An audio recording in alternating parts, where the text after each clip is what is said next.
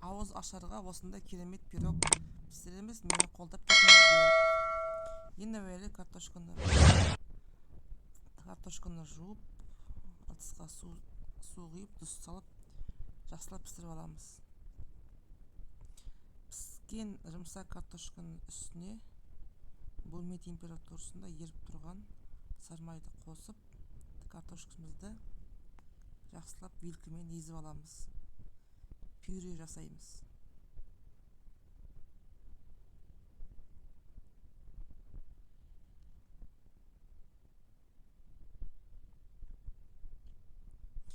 Вилкамен жақсылап еземіз.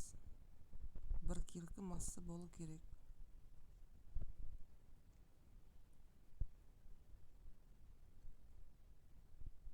Осылай езіп алдық.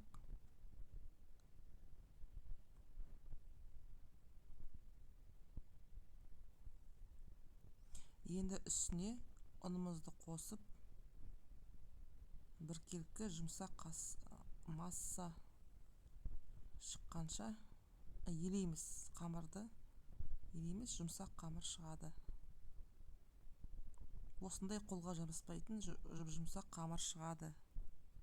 Осы қамырды әртүрлі формаға салып,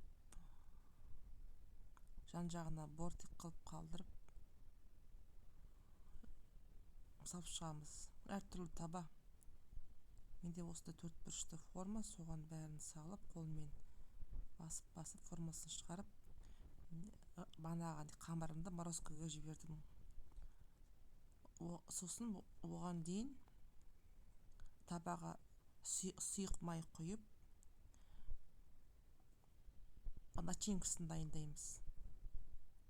Ең әуелі май жоқ фарш керек. Май жоқ фаршты сұйық майға әбден қуырып аламыз.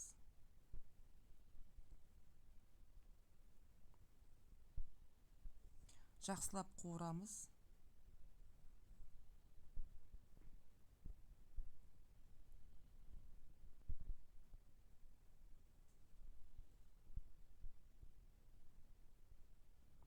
Суы тартылғанша жақсылап қуырамыз.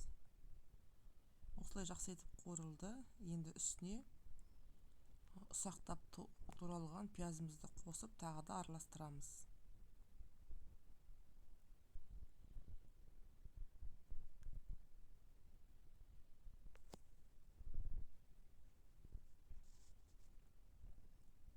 Суы шығып, осылай күшті қуырылады.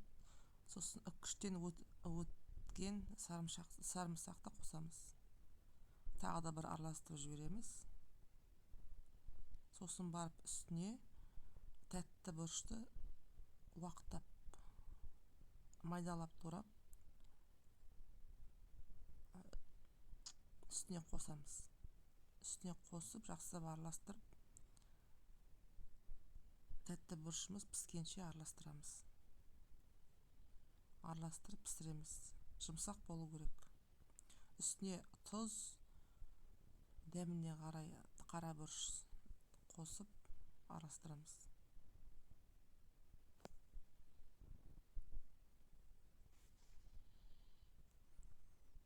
Болды, фаршымыз дайын. Енді пирогымыздың заливкасын дайындаймыз. 3 жұмыртқаға аздап тұз себіп, дәміне қарай қара бұрыш себуге болады, сеппеуге де болады. Жақсылап жұмыртқамызды венчикпен соғып аламыз.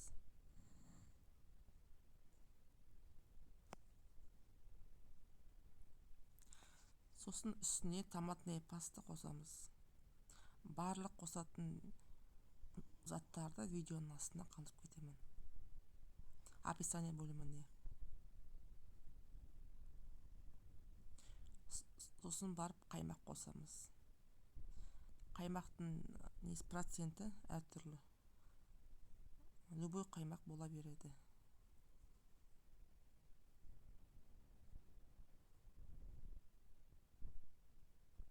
Жақсылап араластырамыз. Сосын бетіне сүт қосып, бір келкі масса болғанша араластырып қоямыз.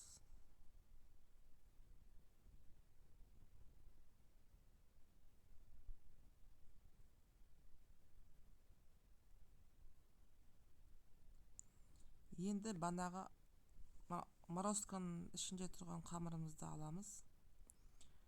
Үстіне банағы піскен фаршымызды, начинкамызды орналастырып шығамыз. Тек қана начинканы орналастырамыз, начинканың суын қоспаймыз. Тек қана начинканың өзі. Майы жоқ фарш болған абзал. Осылай бәрін салып шығамыз да суын қоспаймыз. Соғын қоспаймыз.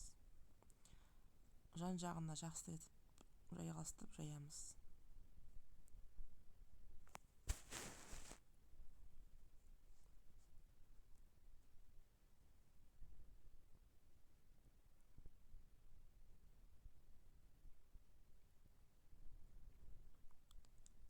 Жақсылап жайғаннан кейін банаға дайын болған заливкамызды құямыз. Заливкамыз жан жағына бәрі молынан жету керек. Жетіп жайғастырамыз, жайып. Бір құйылмаған жері қалмау керек.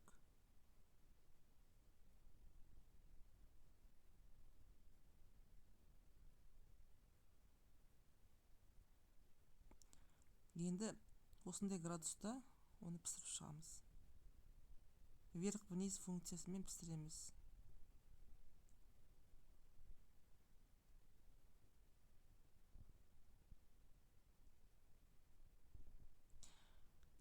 Біздің пирогымыз қазір пісіп шықты. Енді үстіне үкіштен өткен сырды сүйіп шығамыз.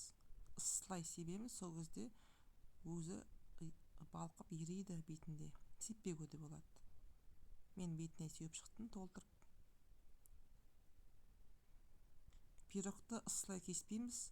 Пирог 20 минуттай суы керек. Суығасын кесіп ұсынамыз. Ас болсын.